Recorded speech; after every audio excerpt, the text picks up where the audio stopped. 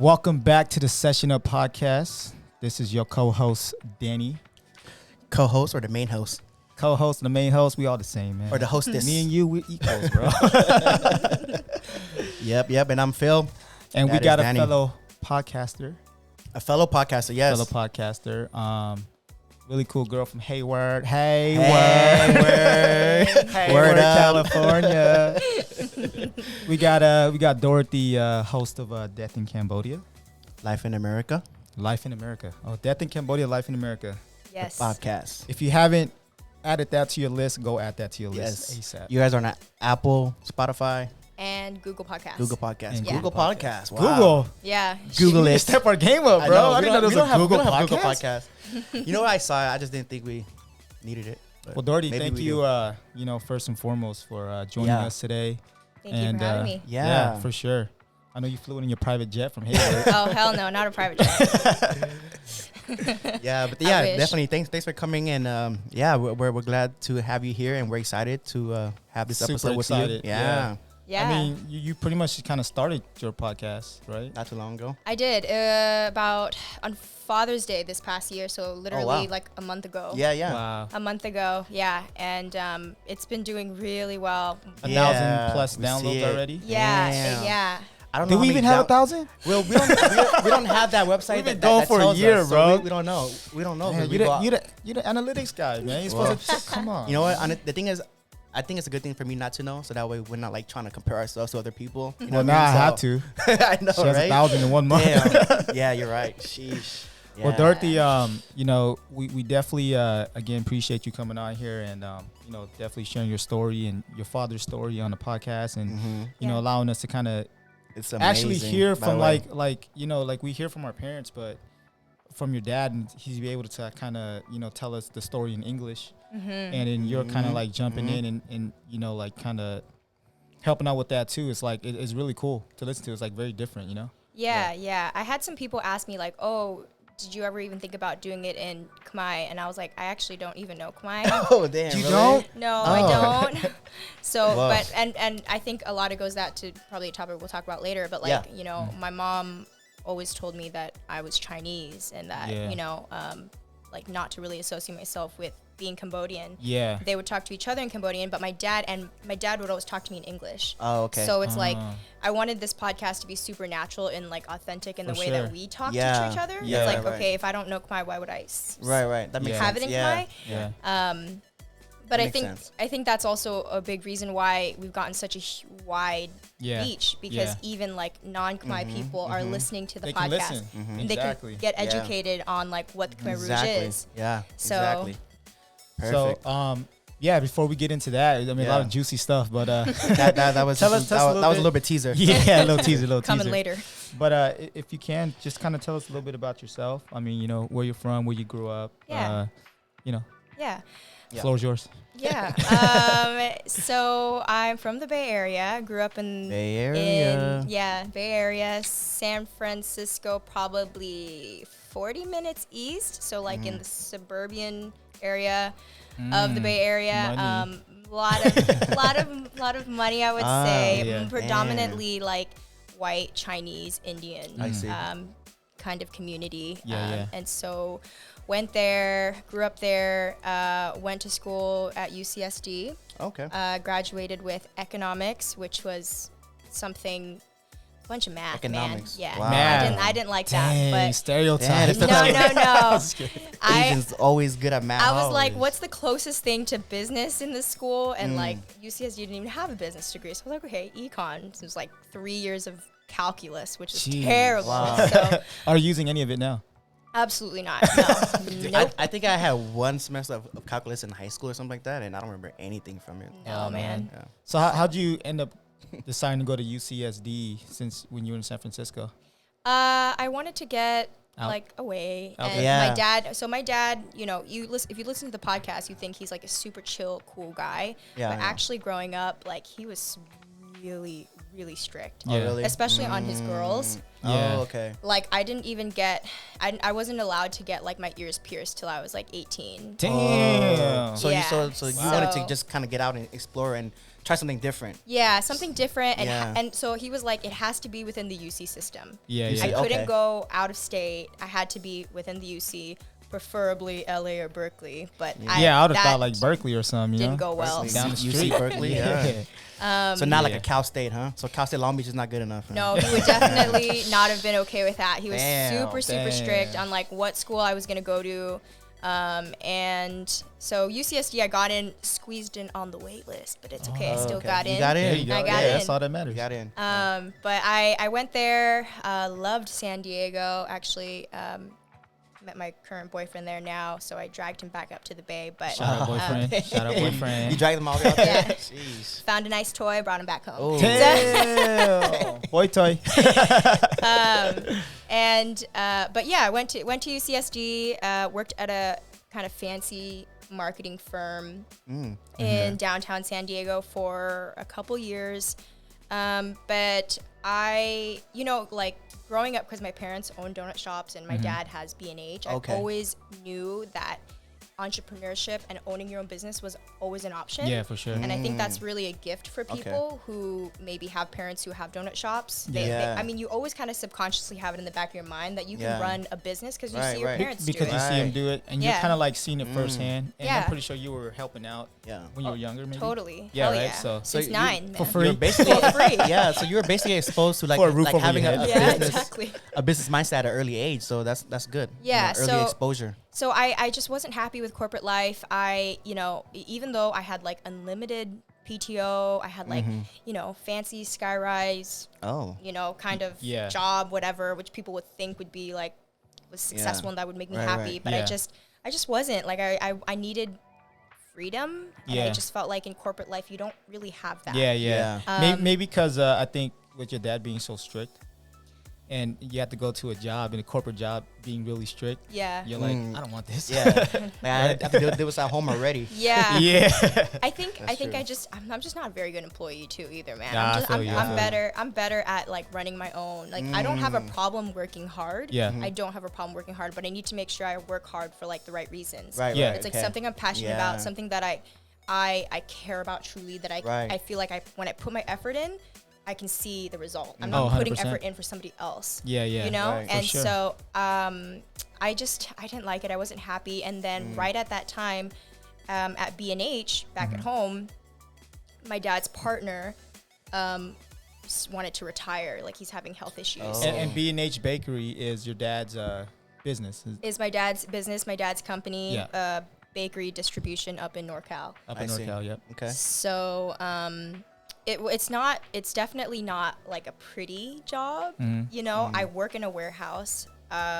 I work with a bunch of truckers and warehouse workers, people who don't necessarily speak a whole lot of English. So actually right now I've been taking Spanish lessons for the past year. Oh, really? So I can like How's that speak- going? Good. Yeah? Hola. Hola.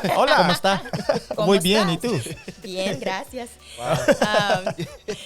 So I want to speak to my employees. I want to like communicate with Yeah, them, yeah. and I Right. think that's important. So, but anyway, I mean, it's far fetched from what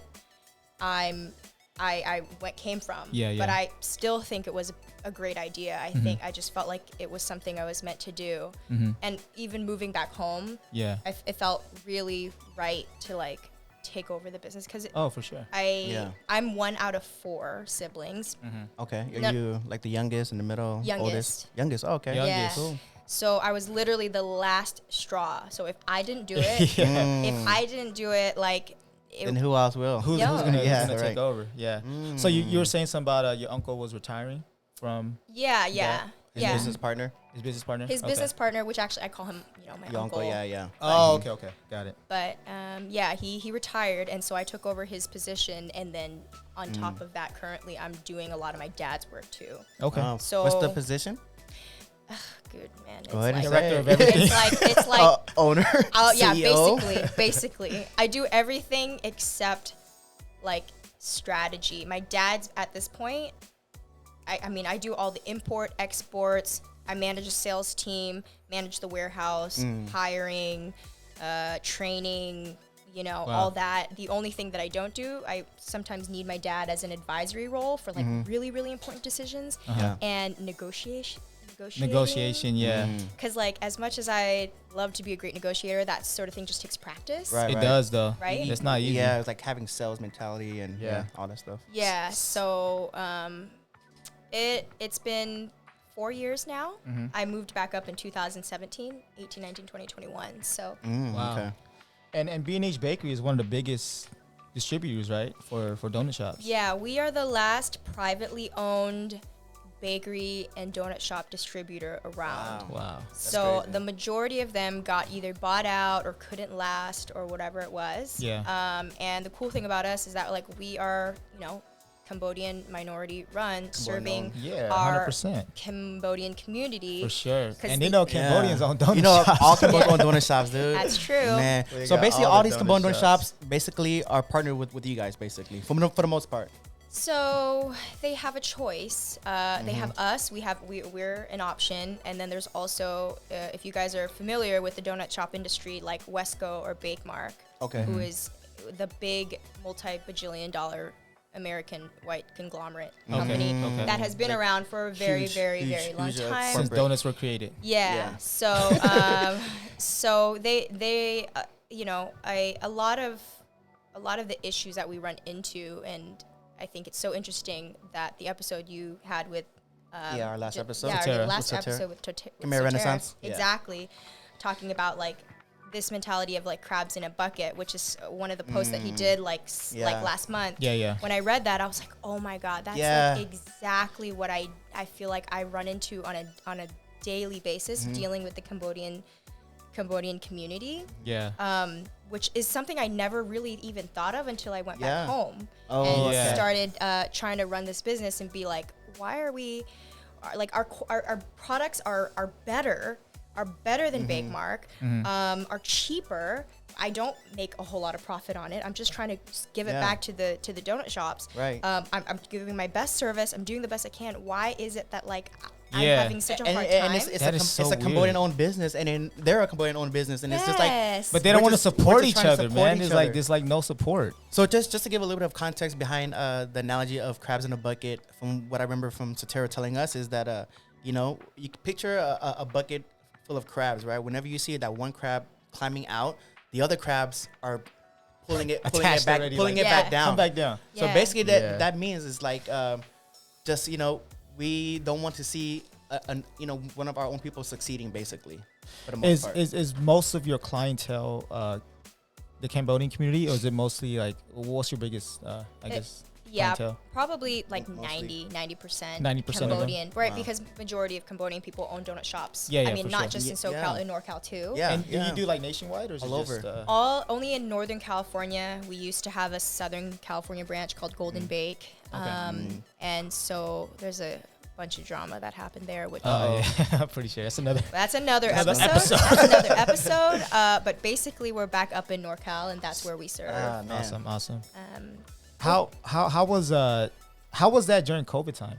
Like, did you guys like skip a beat, or did it get better? You know what? I think we got really, really lucky because donut shops, when COVID hit, donut shops are naturally takeout still, right? Oh Yeah, yeah, that's yeah, true. right. So like You're right, it's not yeah. like it's not like a True. restaurant, it's in a bar. You just go in, get your donut, and then Yeah. go out. Some have drive-throughs and stuff too. Yeah, right? exactly. Some of them do, right? So I think like luckily, thank God, we were right in that little sliver of being able Yeah, to that's be true. open. That's true. I mean, yeah, you had to like stand 6 feet and whatever. Yeah. But actually, we were okay. Like, granted, if we were like in the restaurant industry or something like that, we Yeah. know restaurant Yeah. distributors Mm. or people that That's a serve whole like different bars story, and stuff.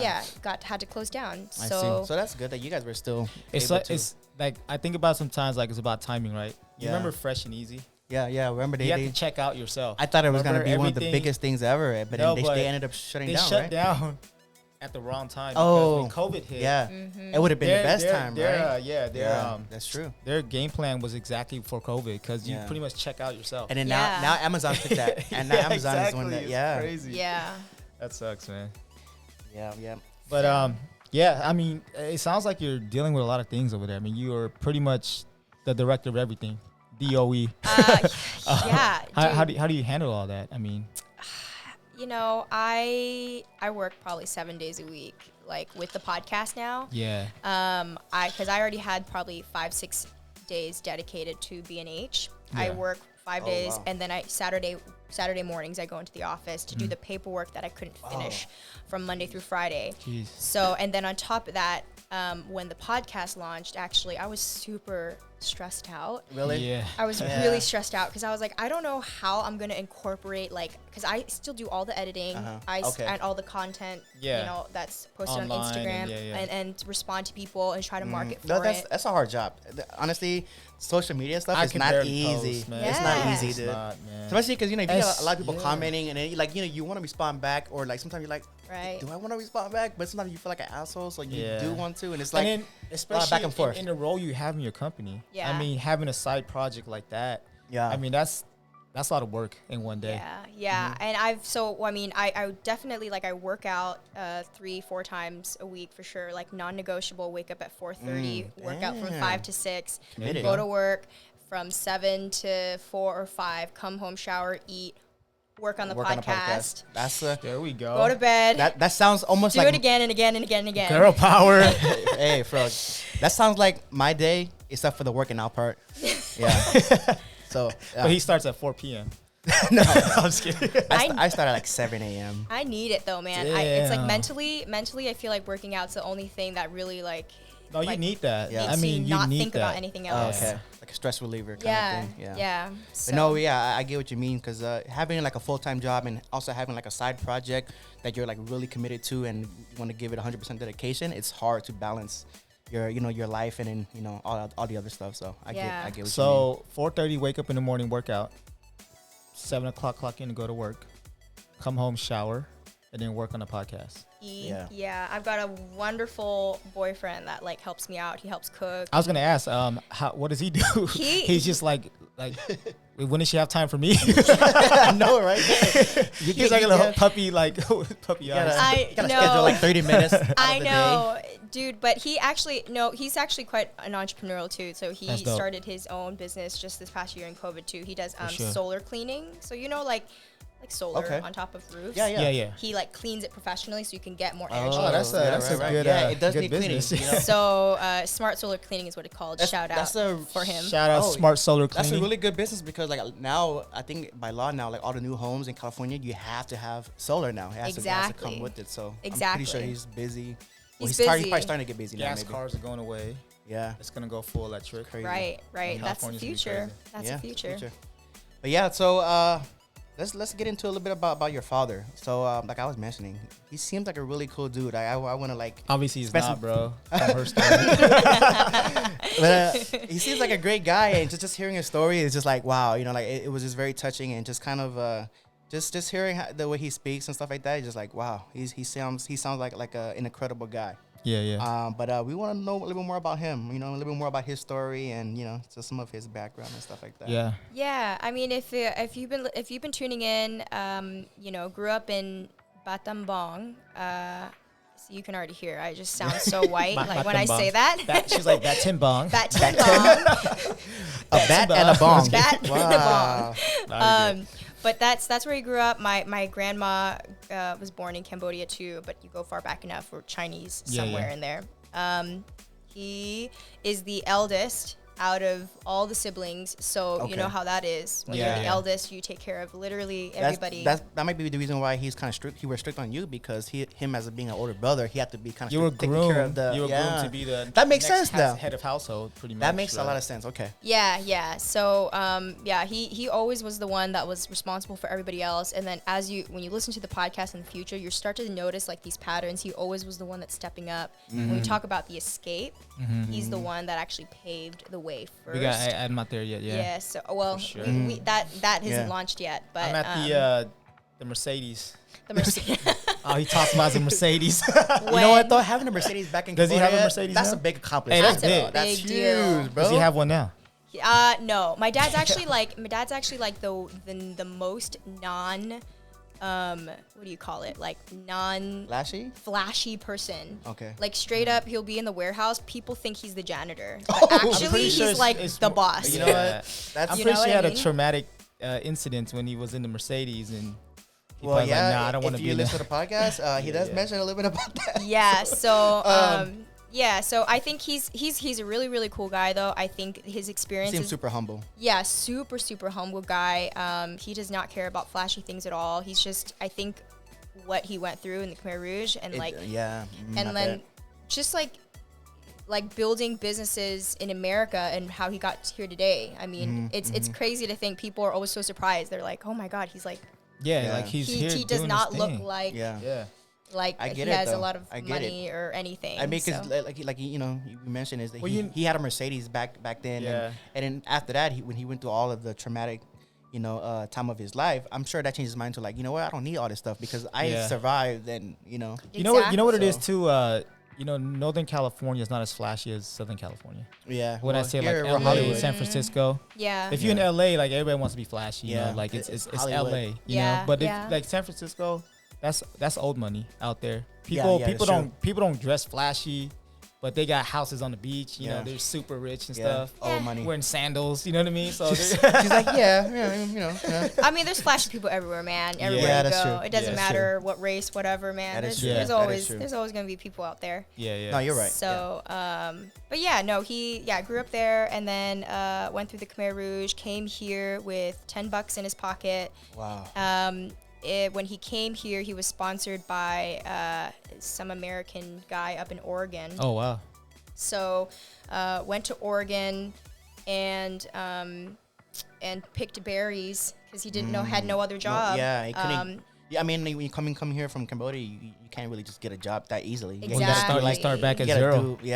Exactly. Start back at zero. Exactly. And I think too, after coming here, I mean, I kind of want to backtrack a little bit too, because one really cool thing when he escaped, he was actually one of the first people to pave the way for a lot of people.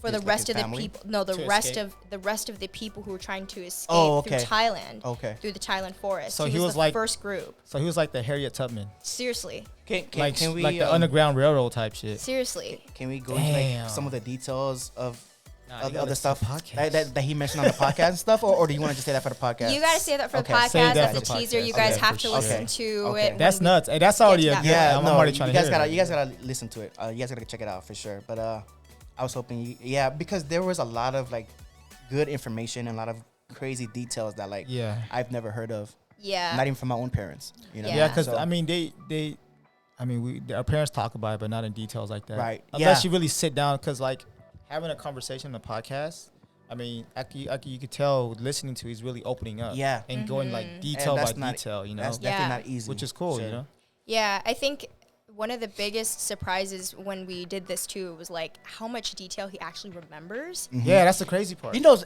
He remembers everything like little by little, like the smell, the scent, the taste of things. I'm like, wow. I don't remember nothing at 9 years old. I'll be honest with you. I don't remember my 9 years. I don't remember any of that. I don't remember what the hell I was doing at 9 years old. Yeah, and it was crazy. I was like, he even for us. So how it kind of started and came out to be was like, when I was growing up, we would have family dinners, and he's like a big wine person. My dad loves wine, so he would like sip his wine at the end of the table. Napa Valley. Yeah, Napa Valley swirling that cab, and then he would start talking about like how, back in the Khmer Rouge, they would inject coconut juice inside his veins. That's about 10 episodes down, but I'm giving you guys a bunch of teasers here. So it's like there would be, and he would show me his scars. He would show the whole family, all the kids, and all these things. And he would go into like this distant kind of place, and then he would just be like, "Oh yeah, that was just a really, really hard time." And I knew he always wanted to share his story. Mm-hmm. He had tried to hire somebody to write out his story one time. Really? And I read the kind of sample of it, and I didn't like it. Like I didn't like the way the author portrayed, because they didn't go into like the super details of. Oh, okay. Of they didn't. But did they at least try to keep it authentic? It felt like so dry. Like his story. They probably tried to rush it. Right. Either try to rush it, or it's like either that, or like even my dad wasn't in the right position to open up fully. Okay. Right? Yeah. Like opening up to a stranger is different from opening up to your To own your daughter. daughter. Yeah, that's true. Yeah, that's Facts. true. Yeah. That's 100% right there. You know, Right? Because he wants to tell you. Yeah. Exactly. He wants And you to know. of Like, course he's more Exactly. you got to know comfortable. what I went through. Yeah. And I'm pretty sure it's Exactly. like, Of course he's more it's comfortable, it's too. way better. So that setup is perfect. So I think that's what makes it special, right? Yeah, for and, sure, And it's 100%. just like he wouldn't have gotten that deep with anybody else. And it's, Right. it's, Exactly. Heck no. it's Right. just crazy, the details. He's like, I slipped on this thing that was like 6 feet by 2 feet, and I was like, what the heck? Like, Yeah. hey, this is like 50 years ago. Yeah. I think this is gonna He be has the good beginning of memory. like a huge wave of Cambodian stories coming out, for sure. Yeah, I think it'll get more people to want to open up too here, maybe after listening to the podcast, because like I mentioned too, like that's not easy for people to talk about the traumatic time of their lives, and probably the worst time of their lives, and for them to be able to survive it.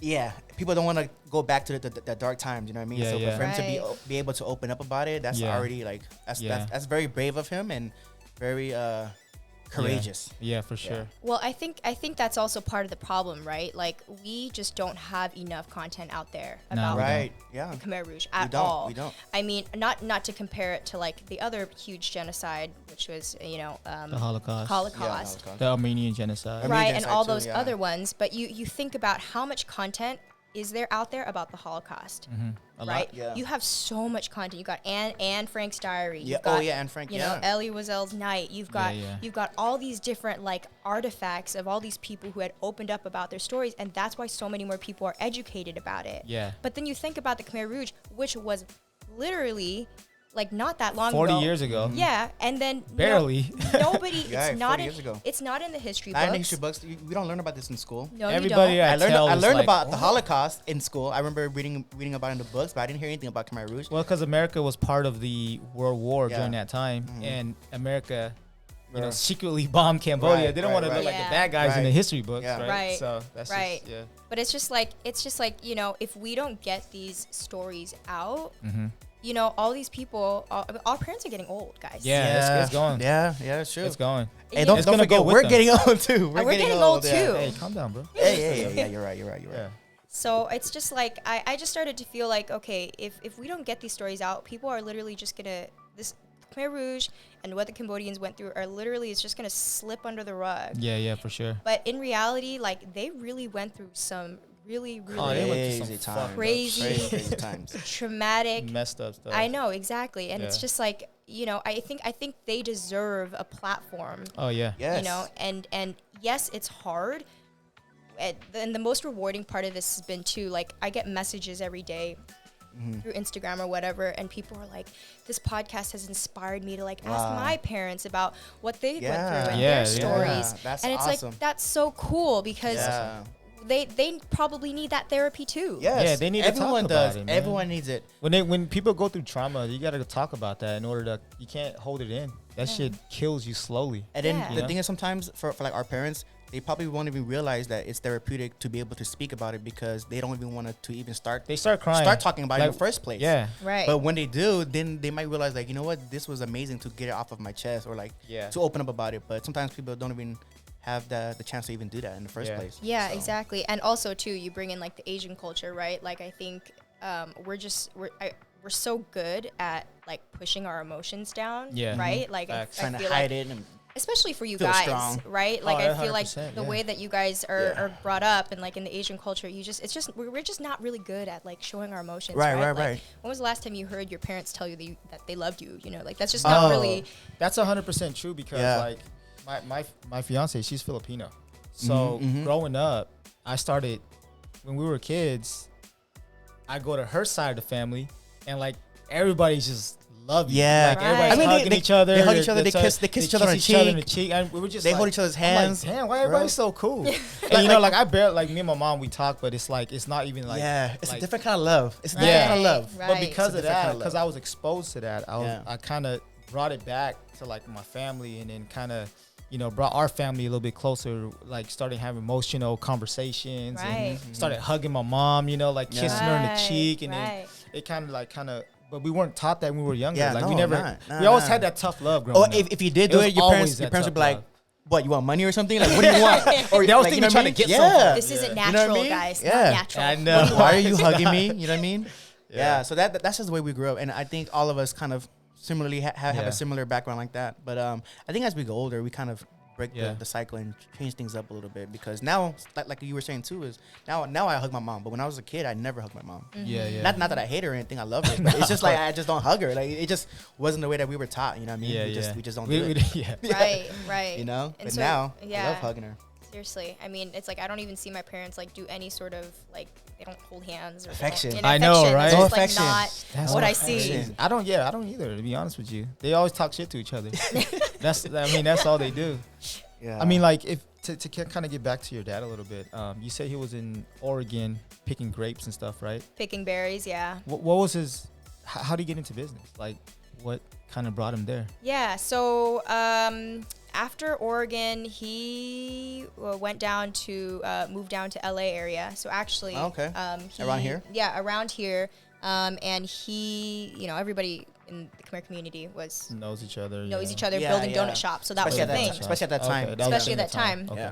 That was kind of like their niche. So my dad got his own donut shop. I think the first one, God, he's going to get mad at me. I don't know this, but it's like Pomona. Pomona?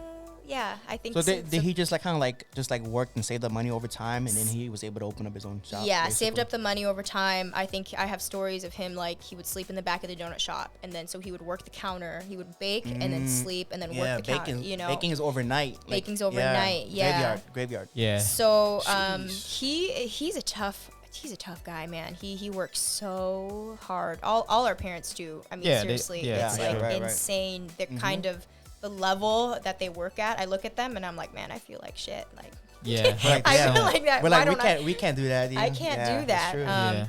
But we're spoiled. That's why. No, we are. We're little spoiled Americans. That's what they look at us and they're like, oh my God. I don't want to work past 40 hours a week, bro. I don't want to work any overtime. That's my cap. But no, he worked his way and started leasing out donut shops. So similar to what like Ted the Donut King did. He did that, but he was part of the second wave because Ted's was the very first one. That was the first one. Very that first gave one. everyone opportunities too, right? My dad was the one that built all the donut shops from like Fresno up until South Lake Tahoe. So that's all NorCal. Oh, wow. Because the Donut King, he was Southern California, right? Southern California. For the most part, yeah. Yes, mostly Southern California. So your dad was the Northern California guy. He was. Wow. He was. So he knows. Crazy. He built all the donut shops and leased. They did the exact same thing and leased them one by one. You know, refugees were coming in, so they need jobs, they need work. So they come in here, you train him. He builds the donut shop. Like he gave these people. That's dope. An opportunity, the American dream, basically, to have a job and start all over. Absolutely. Coming from Cambodia. So he is pretty much the legend. Yeah. Cambodia's legend. Yeah. For us Cambodian-Americans, you know. That's you can say it. But he's kind of he's like a mogul, man. That's dope. He's done a lot. I think I remember him telling me the story of building all the donut shops up through California. He would drive this like big van. He had a guy on speed dial that knows how to install fryers. So he would go and drive up the cities like Fresno, find like a broken down KFC or something like that was like about to go out of business. He'd buy it, call his guy, put a fryer in there, put a shelf up, and then he'd lease it. Then he'd get a leaser in, then go up. That's a businessman right there, bro. And keep climbing. That's a businessman. And he kept climbing. He needs to be on Shark Tank. He just needs to sit there with them with fucking Mark Cuban and shit. You know what? My dad is so like, I wish I had his brain sometimes because literally we would sit there and he would spit out like 5 different business ideas. Wow. The problem is the guy's just getting old, right? So he loves you to take over. He needs like manpower, like smart, hardworking people. If you're hardworking, my dad will take you and he will form you into something. Like that's his dope. thing. That's so really cool. So I mean, he's that's awesome. Y'all looking at me like I know. Look at her. She got formed right here. Spawn right here. I know. So, but that must have been really nice to have somebody to kind of be there, kind of grooming you. Yeah. Right. Guiding you. Yeah. Guiding you. You probably never knew he was doing that, right? You kind of.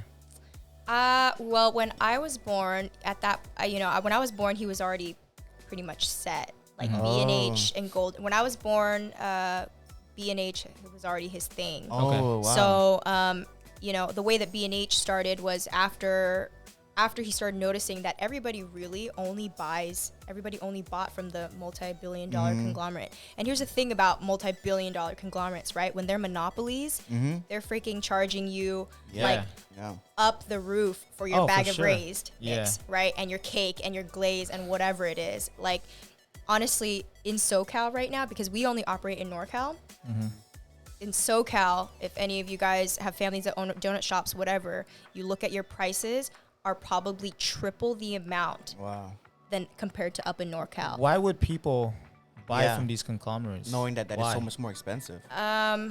Dude, I mean, I'm kind of going back to the whole... The crabs in a bucket. That is crazy to me. Not just crabs in a bucket, guys, but I start to really think about it, and I'm like, I think a lot of the people who went through the Khmer Rouge, the Cambodian people, I wouldn't say they have a whole lot of pride in Cambodia. Oh, you know what?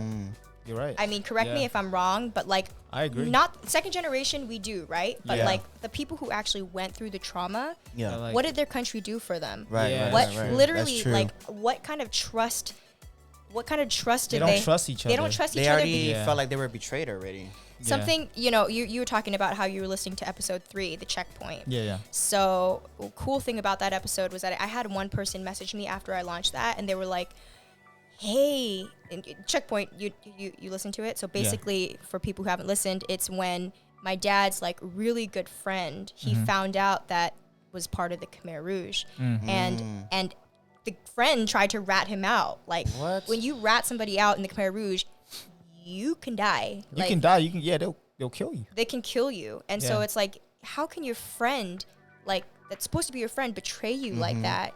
And then somebody messaged me after the episode, and they were like, maybe this is why, like, Cambodian people don't trust each other, because they went through 4 years of like not being able to like even trust their own, not trusting anyone, trusting anybody. Yeah. You can't even trust your kids. Your kids were trained to kill you. Right. Your kids, your friends, your family. Yeah, like everybody was turned against each other. Family. Man. And so, like, how does that affect people when they come here to America? They probably want to be like as American as possible, right? And chase that American dream, and they think that the only way to make it is by following the normal American way of doing things, I guess. Exactly. I mean, corporations and stuff like that. Exactly. Yeah. They want to be as American as possible. Want to buy from the American companies. Want to. America was the one that took them out of their country and took them in as a refuge, right? That is so as a refugee. true, because I mean, sometimes my mom, she talks about my aunt, her older sister, about what she used to do to her back then when they were like in the camps and stuff, and she still holds that until this day. Like sometimes she'll get mad at her, like they were fighting or something. Or? Yeah, like when they're fighting, she'll bring it up, and I'm just like, damn, like she's still holding on to that. It's crazy. But back then it's just like that's like traumatic shit. Like you gotta, like, it's either you tell on him or they find out that you knew and they're gonna kill you. Right? Yeah. And you don't say anything. Yeah. So you kind of don't have a choice, but you have to snitch. But the thing is, like, nobody wins in any of that situation. Nobody does. It's like it's the scary. L no matter what, I know, and I think is so true though. That's crazy. And so you think about that, and it's just like, okay, the Khmer Rouge was not like Cambodians targeting, let's say, like Vietnamese people, or Cambodians targeting each other. They use each other. Yeah. This was people doing it to their own people. Yeah. And so anyway, when that kind of brought it back to me full circle. I'm like, maybe guys, maybe that's why we don't trust each other, because they couldn't trust each other for like 4.5 years. Yeah. And they come to America, and who are they going to trust? The American companies. Right. Yeah. They think that's the way. Because the Americans brought them over. Right. And they came here, they gave them a life. They put them somewhere. They're giving them government assistance. They're doing all this, giving them free housing, free money, free all, everything. So it's just like, Yeah. Dang, that's crazy, man. That's a huge issue that needs to be addressed, guys. It's a huge issue. We need to fix this. We need to fix this, guys. Look, one step at a time. That's why I'm here. Wow. That's why we're here right now. You know, that's why our generation is the ones to break that the cycle and make the changes that we all need. That is crazy. I'm honestly, I told my dad that I was coming onto this podcast. Like this past week, and he was so stoked. He was so excited. Cool. Was he? He was like, because he said, honestly, it's up to second generation now. Yeah. Us old people are set in our ways. They think the way they think. I mean, it's the second generation that have the power to really bring us back together here. His name's Robert. Robert. Shout out, Boo Robert. Yeah. Shout out, Boo Robert. Yeah. Hey, Bob, that's for you. Bob. Boo Bob. Boo Bob. Is it Boo Bob? Robert is Bob. Bob. No, I say Bob like my dad. Oh, you said Bob. I thought you said Bob. Like, because Robert is Bob. Robert is Bob. Robert too, is right? short. He does not go by Bob. Oh, I hope not. Hey, you never know. I mean, he'll be super American if you did. Hey, Bob. Hey, Bob. Yeah, that's dope, man. Yeah. I'm like, all the shit that he went through. Like, I mean, same with our parents, but just from hearing from his story, and for him to kind of build his empire that he's doing now, it's just like crazy to just think about, man. It's like and he was young too, right? At that time, he was like, what? He was talking about he was in his teens still, right? So younger, right?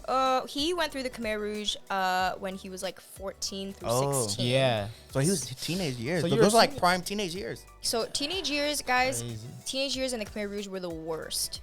Especially and were the worst. Okay, if you were younger, if you were younger than, let's say 7, 6 or 7, you got to stay with your parents. Yeah, because they're too young to do anything anyways. But Exactly. when you're like a little bit older, it's like, okay, they're strong enough to be able to work or like maybe be part of the military or be part of exactly carry all the guns and brainwash them. Yeah. So that was the worst time. So I think for my dad, he got caught in like the worst time, and so that's what this podcast is all about. But when he came here, he was like 19, 20. So by the time he was building donut shops and stuff like that, he was like in his 20s. His 30s. 20s. Young entrepreneur, man. What the hell was I doing in my 20s, bro?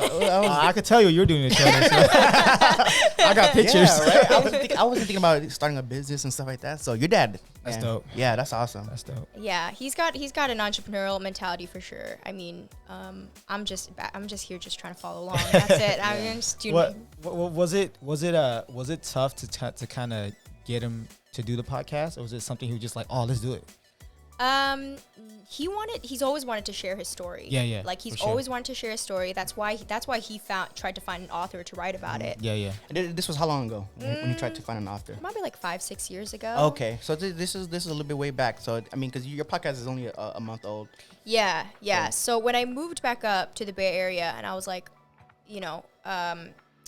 doing B&H and whatever, I started feeling like a connection with the Cambodian community a whole lot more than I feel like I'd ever felt in my life. Yeah. Why is that? Because I work with them every day. Okay. Yeah. Around more Cambodians? I'm around more Cambodians, gotcha. and then I went through kind of an identity thing where I was like, am I Chinese or am I Cambodian? Like, Yeah. I don't really. That's I'm crazy. somewhere in between. Because you were telling us your mom didn't want you to claim Cambodian, right? Right. So she always told me like, okay, just tell people that you're Chinese, and I'd pass because I'd look like a little bit lighter skin. No, I thought you were Chinese. Yeah. So my mom's really light skinned. So but there's a lot of like Chinese Cambodians, Right. I forgot what they call her, but yeah. Yeah. But Chinese True Chow. Chu Chow. Like, Chu Chow. So Tara told her. Yeah, Chu Chow. Yeah. But it wasn't hard for him to want to do the podcast, but there were definitely hard moments and hard episodes. Yeah. So like, was he basically on board right away when you kind of like asked him if he was willing to do the podcast with you? Yeah, he was. I think he didn't realize I was actually really Like serious about it. Okay. He's like, oh damn, look at the production. I know, Like, exactly. wow. and so I mean, originally too, I was kind of thinking like, okay, maybe I should do like a blog thing, but I'm like, I'm not really good at writing. Okay, maybe I'll do an Instagram page. So like, if you look back like a year or two ago, I tried to create like Instagram called like Lessons from My Father or something like that, but it didn't work out because I'm like, how am I gonna get the content? How am I really gonna build this out? And I was like, maybe I could just like talk. Talk, why not? Podcast time. So I hey, bought some mics and COVID happened and I was like, yeah, I'm just gonna do this. So you bought the mics and everything, the equipment before you even asked your dad? I mean, he knew. Okay. No, I was gonna say, cause like, damn, that means you were super committed. Like, I know he's gonna say yes. No. I know he's not taking no for an answer. No, you're doing this. I just paid $2K. Practicing the negotiation skills, right? Oh, yeah, for sure. So, but he was all in. But at certain episodes, when we get to the real deep stuff, I probably had to like record and then re-record it again. Like there was a box of tissues in front of him, and if he doesn't go deep enough, like if I think it sounds too much like a history book, I would pause the recording, say, "Hey, ba, I don't think you're really going deep enough here. Like I feel like there's a lot more detail, and you need to do this again. You know, you're doing this again. Yeah. Preach. Because you know your dad the best, so you know if he's like giving it his all or whatnot. So I'm sure like you're like, hey, I know you better than I you know. Can do better. Come on. Yeah, exactly. We're doing this again. He's like, oh shit. So then he's like really has to get in, and that's when you get. That's good. Yeah. That's when you get the tears out of him. Stuff, yeah. That's when you get. So the you want to see him cry? That was a goal. I just want. Oh, you wanted to cry. She wanted to see him cry. Like now, okay, it's real. I want the truth. Yeah, right? I feel you. Anybody can go here and talk about the history and make it sound like a history book, but we want exactly what happened. Yeah. Because that's the stuff that nobody really talks about. Nobody goes that deep. He gets very, very deep. Yeah. Very deep and very detailed too. Yeah. Speaking of that, I do want to play a little clip. Oh yeah, here we go. Play a little clip here. Yeah. Let me get this queued up. This hopefully starts at the right time. But yeah, just to give it a little bit of context for this one. Don't look. Which part is it? Just to give a little bit of context on this, this is where he's talking about. He was in a different city. I forgot what it called, Montgomery or something. He mentioned it. Something Bori. Mongol Bori. Yeah, Mongol Bori. How do you pronounce that? Mongol Bori. Mongol Bori. Mongol Bori. Don't ask me, guys. I'm not the person to ask. Okay, so he was. Mongol Bori. He was saying this is when he was in Mongol Bori. And he had to walk all the way to Battambang, which is about 60 miles. And this is where he's talking about on the way there while he's walking. He's by himself, right? He was walking by himself. Yeah. Throughout morning, night, just nonstop walking. Oh yeah, I remember that episode. I was listening to and that part to me, it just stood out the most to me because I got emotional. Listen, I'm gonna get emotional right now talking about it. But it was very, very deep, and just kind of the details that he was mentioning, it was crazy. But let's go ahead and play this now. Let me make sure this volume is up. So after I left about maybe about 30 miles out of the city, Battambang, you saw a dead body all over, in a pond, everywhere. It just spread. And then, Cambodian weather, it's so hot. You're talking about humid and 90 degree, 100 degree, and the dead body, you're talking 1,000, more than 1,000 dead body lay all over the place. It smells so bad. It was so horrifying, so horrible. You see children, and then it's no water. I think I was drinking a dead body in front of, in that pond there. What can you do? I mean, you're thirsty. So just want to get home. I heard that one today, actually. And it's just the ending. The ending is just so dramatic too. When the music plays, I'm just like, wow, it's like a cliffhanger. Like when you watch one of those movies, it's like a cliffhanger. Like, wow, what happens next? You know what I mean? It's like, well, I gotta do that for Hollywood, man. So when those people trying to make new movies, they know who to call. Right, okay. Okay. That is so crazy. It's like a Netflix series over here. You think about that, like. But drinking water. You see the details that he and was there's mentioning? a dead body like in front of him, and he's drinking the water. Like, just imagine how contaminated that is. So but bad. How thirsty you had to be no to choice. drink that. You know what I mean? Right. That is some like. He mentioned that he was. How was he finding food on the way home? On the way back to Battambang? I forgot what he mentioned. He said he was like eating something off of dead bodies. No. He didn't eat anything off the dead bodies, but I think something like that. He didn't have food. He just drank water. He just drank water. That is crazy. That's crazy. And he walked for 60 miles. And Cambodia, 60 miles is like it's like 120 miles over here. And then you can tell by the way he was explaining the smell. And like how like emotional he got about it. Like I could just imagine how disgusting that smell could have been, man. When he was speaking about that part, he was speaking kind of slow, so you can tell like it was very emotional for him. I mean, have you guys ever smelled a dead body before? I haven't. No, right? No. No. Have you? I haven't, but I'm saying though. Damn, Daddy. I mean, let us know. Tell us. I got one right here. Son, you're not telling us? Oh. Tell us. But tell us what it smells like. I haven't. That's why, like, you know, he's and he said it was like thousands of bodies, hundreds of bodies. You can only imagine. You know what I mean? And that's like the smell has got to be even worse. Crazy. Humid ass weather in Cambodia. It's hot as hell. Yeah. Dude, that is Hot and crazy. sweaty. I think after, so this was only episode 2, right? Episode 2. Yeah. So like when I started the podcast, I was like, a lot of it was, okay, I knew that my dad wanted to share his story. Cool. I can set this up and I can do this and we can share his story. I can pass it down to like future generations and my great grandkids can know what their grandpa went through. For sure. Second episode, he talks about this. And then I'm like, oh my gosh, like this is way more important than just me just sharing his story.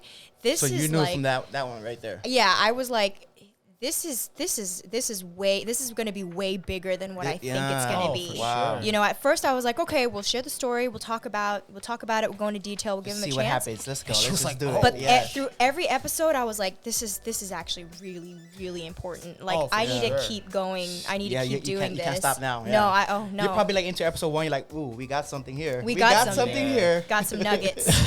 do you think this podcast brought you guys closer?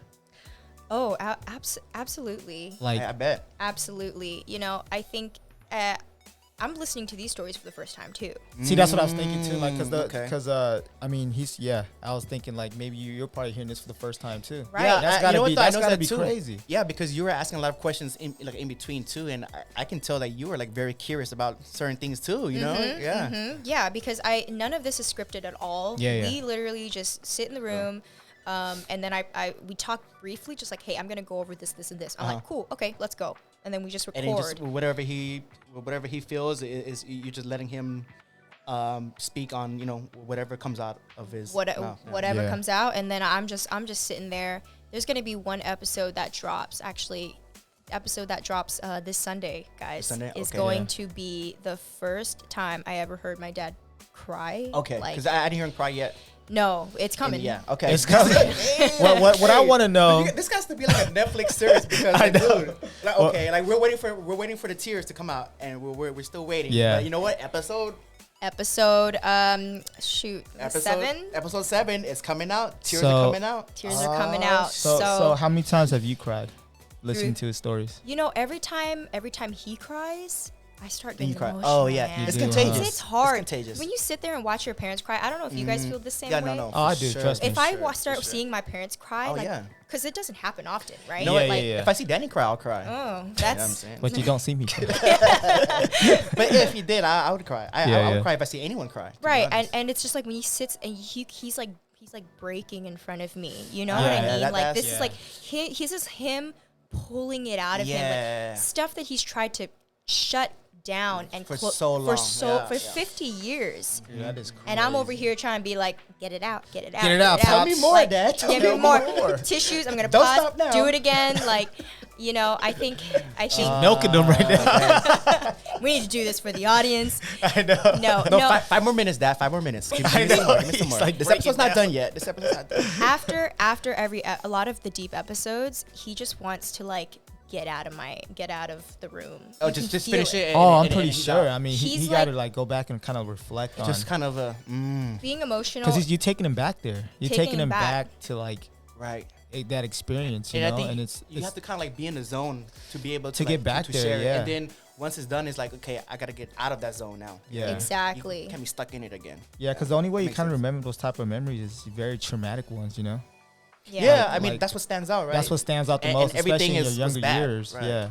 Yeah. So, but we've, it's just so important again that to get the stories out there. I think we definitely gotten closer. Yeah. He doesn't open up like this to anyone else. And again, this is the first time that he's ever really done this. And I'm pretty sure it's very therapeutic for him too. You know what the coolest part is? he told me that every time when he was in America, every time he would have nightmares, it would always be back that. In the Khmer Rouge. Oh my God. It would I always can only imagine. Dude, just think of, horrible. I can't even go like to a funeral and go up to the coffin and see the body. The body. You know what I mean? Like to me, I just don't like it. You know? Yeah. Right. But imagine like just seeing bodies all seeing over, thousands all of bodies over the road, everywhere. on the It's just ground. like, dude, it's crazy. And you know, my mom tells me stories too. Like she's running. They're getting bombed at. You know, she's young. She's almost getting raped. You know, and stuff like by the Thai soldiers and all that stuff. So it's like you think about it now, just like, you know, when we were younger, you didn't really listen to it. But then when you get older, you're like, damn, like they went through some very traumatic shit, man. Like that shit'll break anybody. Yeah, talking about girls, we talked about that in a future episode too. You do not want to be a teenage girl in the Khmer Rouge, during that time period. You do not. Right. They would. My dad talks about how they would like force marriages. Oh. Like some of the people, the older men who were like handicapped, whatever, they'd go and they'd like choose a girl or whatever, and they'd take them back, and you'd just never see your daughter again. Or in the labor in the Thai camps. Yeah, my dad is gonna go into that, and you know all the rape that happens and all the stuff, forced marriages. That's just. You know what? Our moms went through so much too. For sure. Our moms, the woman, like I asked my mom if she wanted to be a part of the podcast. She was like, no. She's probably got even She's like, I've closed that door. Okay. I've closed that door. I'm done with it. I'm not going back there. See, they've I think the woman in during those times, they probably went through way worse, man. Yeah. Like, I mean, it's so bad already, but for women, it's probably. But I don't think anybody's really came out and kind of talked about their story yet. You know, we don't even know what our parents' true stories, because sometimes they don't want to talk about it, right? They want to suppress it. You know, it's just like. Dang, that's crazy. Yeah, it's sad. Send me in the feels right now. I know, man. Especially just hearing that little clip from your dad too, just breaking down the details of just the body. I can imagine. Yeah, but if you guys want to go check it out, man, you guys gotta go check out this. You gotta go check that podcast. Check out the podcast. Sure. Definitely Cambodia. Don't sleep on it. If you're Cambodian-American, you gotta go listen to that shit. Yeah, not even if you're Cambodian too. Like I think just everyone in general can learn something from it. So I think, and just the way that you guys both perform on the podcast, I think the way that you guys do it is just, I think it's amazing. The way that you do it. So thank you, thank you. Honestly, like, I'm kind of jealous. Like, damn, how come we're not that smart to do the different things that you were doing on there? I'm like, damn, I'm you guys are doing good. I'm Come on, no, don't put yourself down. No, you guys are doing real good. You guys are doing really good. It's super dope for sure. We gotta keep it going. Yeah. So how are you feeling about all the support that you're getting now with the podcast and everything? It's insane. Yeah. I mean, I don't know. In comparison to like I don't know other podcasters, but I just Googled and it was like, what if I get 1,000 downloads in 1 month? What does that mean? And there was like, you're in the top 20% of podcasts. And really I was like, wait, what? That's like, awesome. That is so cool. I think, again, when you talk about just kind of like the way we formatted it and having it in English, and the cool thing about it is like my dad speaks really good English. Yeah, very, very good. You know, I think a lot of people out there probably want to share their story, but they have a language barrier. Language barrier. They only speak Khmer, so it's like it's going to be hard for an American audience to really like grasp that. Yeah, and like a lot of like people like our age now, like, you know, like you said, you don't really speak much Khmer at all, right? Like same thing. Well, I mean, I don't speak too much. Danny might be a little bit better, but like a lot of people our generation don't really speak much Khmer, and their parents maybe don't speak much English, so it's kind of like it's tough to get a lot out of them. When I think about the Khmer culture within our generation, right? It's just to me, I feel like our culture is getting lost, right? Yeah. But I think about it, that's just in America. Yeah, you go to Cambodia. Yeah. Cambodia, I mean, right? So, but we're living in America. Yeah, but of course it's getting lost here. We're having an identity crisis, right? Yeah. I mean, you had one growing up. I mean, it must have been really tough for you though. Yeah. When you were younger, having to be like, wait, so I can't say I'm this and that. I think so. It's kind of like it's crazy, right? And for us having to, go through what we were going through, and just like, damn, you want to be American, but don't treat you as an American, right? Yeah. Right. Yeah. Because of how you look, obviously, right? So it's just like, and then now we're going through this, and we're trying to keep it alive now, Yeah. And it's up to us, man. I think with the help of the older generation, just like what your dad is doing, Yeah. right? And like what you're saying, that your dad was happy for you to come on to this podcast to speak with other people or like around your age. That shows, like, the older generation, they want our generation to continue it, but they probably just don't know how or what advice to give to us. You know what I mean? But so it's just for us to kind of figure it out on our own and just do it. You know what I mean? Yeah, and I think bottom line, like watching, he was super stoked about just like Cambodians supporting Cambodians. Right. Yeah. That's something that he bring it back. He just doesn't see a whole lot of that. He didn't see a lot of that during his time. Yeah. His time, and then even now running the business with B&H. Like, I mean, we have Cambodian salespeople and we have Latino Hispanic salespeople. The Latino Hispanic salespeople, when we hire like somebody Spanish speaking, they go out to their own like pananderias. Their own community. I swear to you, they're like, yeah, we'll buy from you. They all come together. Oh, yeah. They're like, they support each other. They're like, oh, you're Mexican, I'm Mexican, you're El Salvadorian, I'm El Salvadorian. Like, we'll buy from each other, we'll help each other out. It is like the complete opposite with my Khmer salespeople. It's so interesting, guys. It's just like they're probably, oh, you're trying to take advantage of me. What's the catch? What's the catch? Or like, it's like it's almost better as if I hired an American salesperson to sell to the Khmer people. Oh, 100%. I think that would have been better than to hire Khmer speaking people. But I thought that's so strange. Like, why is that? Like, when I first came in, I was like, why isn't that? Why is that? Like, that's just not how it is with other cultures, But they didn't go through what the older generation went through. Right. Exactly. So that's going to be one generation removed, and it's like we're the second generation coming in doing that. But it's just like, that's a big barrier to kind of get over. You know what I mean? Yeah, for sure. I think, as I said, it's up to us. And I think what we're doing right now, there's a lot of people, like Khmer Renaissance and you guys, and then like other people who are going to be coming up and wanting to come together and like look at what we're doing right now. I think this is so important. So do you plan on bringing like different guests on? So the America portion, we were thinking about like bringing in the different guests that helped him out in terms of like the business. That'd be cool. So like the first lawyer that helped him translate the legal documents when he bought his first donut shop, because he didn't really understand. Or like, those people, because those people are still alive.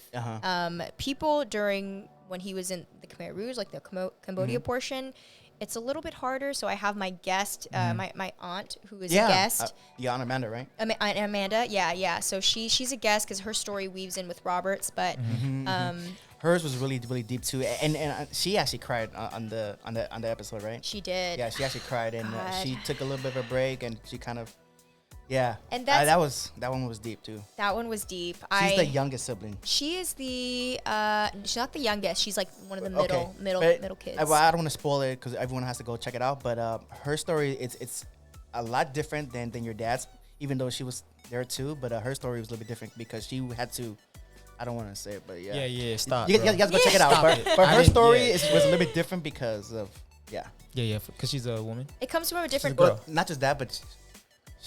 She had to. No. She had to hide. We'll leave it at that. She had to hide the whole time. Oh, okay. Basically, she had to hide the whole time. Yeah. So, which I'm sure a lot of kids maybe had to do, and so there's so many stories out there. This is just one of the stories, This is just right? one of the stories, exactly. Just one, yeah. But like that is a lot of people have similar stories too. That that can definitely relate. So. But back to like what you were mentioning earlier about the the culture now and like our generation too, kind of like what me and Danny, when we started this podcast, we didn't even know what our main goal or objective was, but just over time we got so much support from the Cambodian community that where we just felt like, we kind of feel obligated to kind of continue speaking about it and doing what we can and just sharing our voices and allowing people to come onto our podcast and sharing their voices.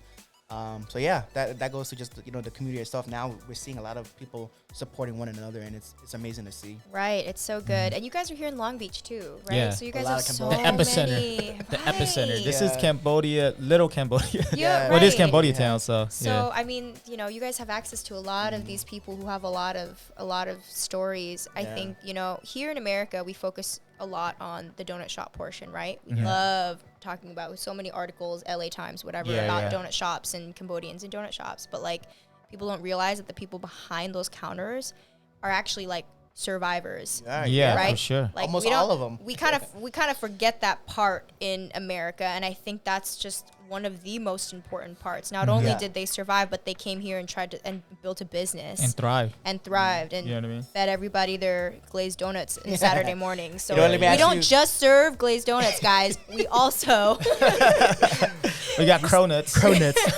let me ask you though, what's your favorite donut? What's your go-to? classic maple bar. Classic maple bar? Wow. What about you guys? Classic maple bar? Yeah. Wait, what's yours, Danny?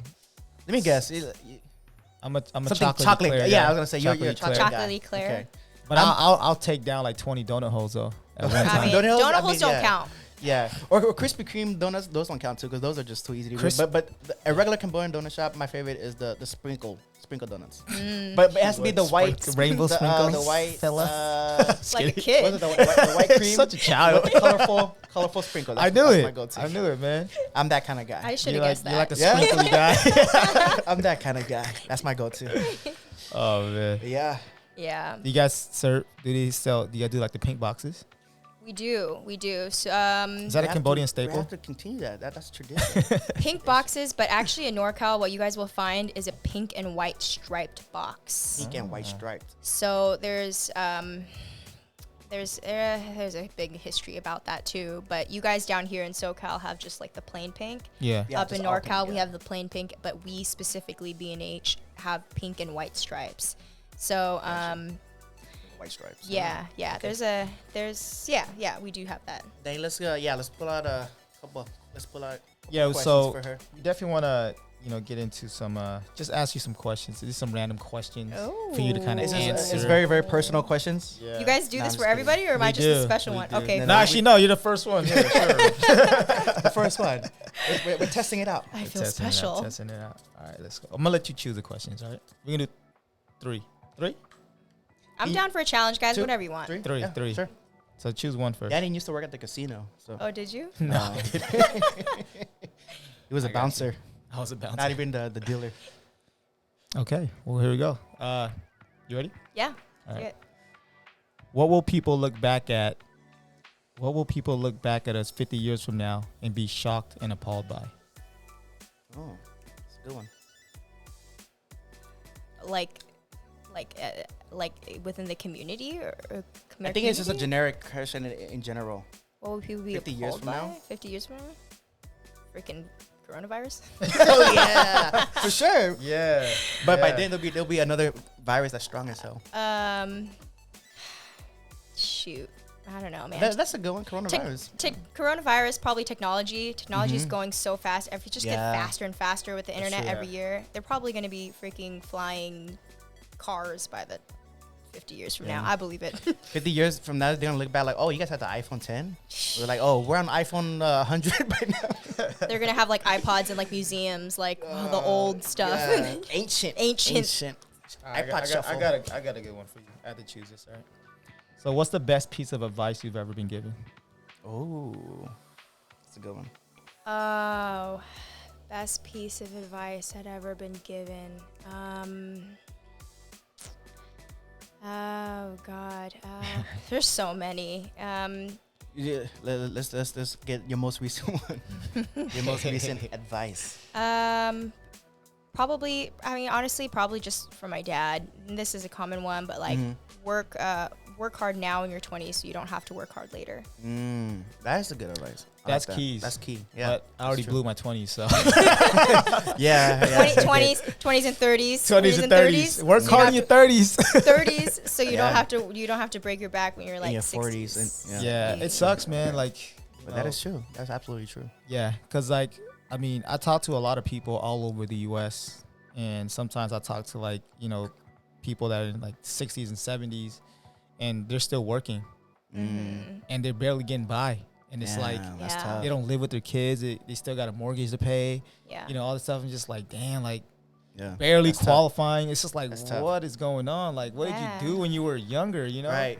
That's true. It makes you think though. Like, it's true, man. I but want to be retired by 60. A lot- or at least for sure. shit, Yeah. before that, hopefully. Yeah, hopefully before But that, for sure. But it's something that that's not taught to, I think, even in our culture. Yeah, for sure. Yeah. No, they're not taught that, you know. Yeah. I think the coolest thing about being so close to my dad and being close to somebody so entrepreneurial, and he's just he is so smart with business. Yeah. That I get a lot of lessons just being around him. Being around him. So that's why it's That's so a hard for me to blessing. choose. You're getting advices all day. Exactly. It's just kind of like having living next to a mentor. Yeah, that's right? what I'm saying. Like yeah. living and breathing and dope. watching the way that he works and operates. Like how does he manage his time? Right. What is he doing on his weekends? Yeah. Oh shoot, I need to be doing that on my weekends. A lot of us didn't have mentors growing up. Our mentors Right. were the gangbangers on the block. Yeah, those were our mentors. Yeah. You know, so it's like, Or we just didn't didn't really want have the right mentors. mentors. Yeah. Yeah. We didn't even want them because that's just the way we were kind of taught. Like, You can do it on your own. yeah, being stubborn. Yeah. That was the biggest. I think the biggest thing with us kind of growing up, it was kind of hard to take criticism from somebody you don't know. Right. Like you can't trust somebody. Like say somebody's trying to tell you, criticism like, hey, can be tough. you're messing up here. You know, you should fix that. You should do this. You should That was try a learning this, curve. yeah. That was a learning curve, I would say, for myself growing up. yeah. It was just like It's somebody trying hard. to tell me what to do. Like, What? you Who trying are to tell me you? what to do? Yeah. And then you're just like, oh no, they're just trying to look out for you. They're Like, trying to help in you out, reality, yeah. you know, Even if it's like constructive criticism, yeah, it's still criticism, and to you, it's like, no, this person's like, being no, an what? asshole. Right. Don't You talk to don't me wanna like hear that. this. He's like the owner of the company. Oh wait. All right, that was a good one though. Yeah, Yeah, that was work good. hard in your That 20s was a really good one. 20s and 30s. and 30s. We should just use that card and ask every single guest. I know. Let's just leave that one on standby. So here's a good one.